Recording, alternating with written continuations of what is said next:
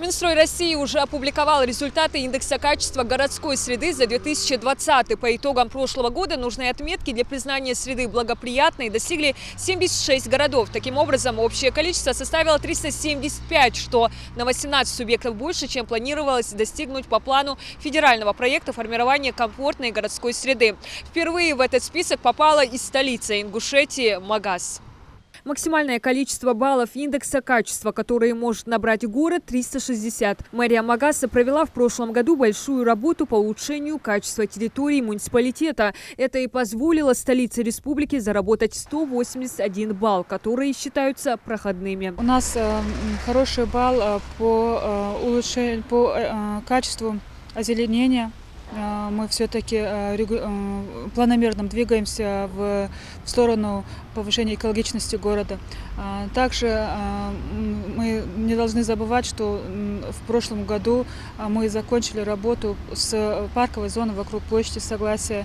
Это повлияло на качество жизни горожан и повлияло на увеличение туристического потока. Серьезную роль в повышении качества жизни горожан играет программа «Комфортная городская среда». В 2020-м в ее рамках в Магасе благоустроили 5 общественных территорий. Индекс качества – один из показателей федерального проекта. Он формируется из 36 параметров, позволяет рассчитать оценку качества городской среды по 6 критериям в 6 типах городских пространств.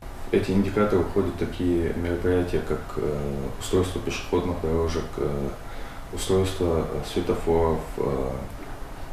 Также в него включается количество аварий. На 2020 год у нас был установлен показатель достижения одного города с благоприятной средой, и мы его достигли. Это город Магас. Конечно, в Магасе большой фронт для работы, ведь за каждый из 36 критериев индекса качества муниципалитеты могут набрать по 10 баллов. Так, городская мэрия намерена в 2021 году делать упор на те позиции, которые отстают в рейтинге оценки. В 2021 году у нас планируется благоустройство 6 общественных территорий. По ним также имеются обращения жителей. Эта территория самая большая работа на территории 8-го микрорайона у нас планируется.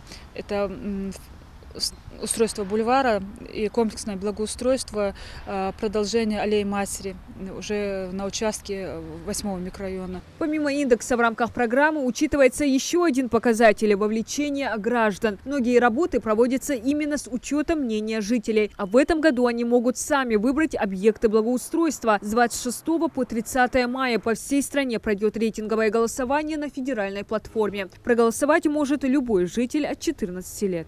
24 апреля во всех муниципальных образованиях планируется проведение всероссийского субботника, в котором также будут предоставлены баннеры, флайеры по проведению онлайн-рейтингов голосования, для того, чтобы люди знали, что с 26 апреля по 30 мая будет проходить рейтинговое голосование.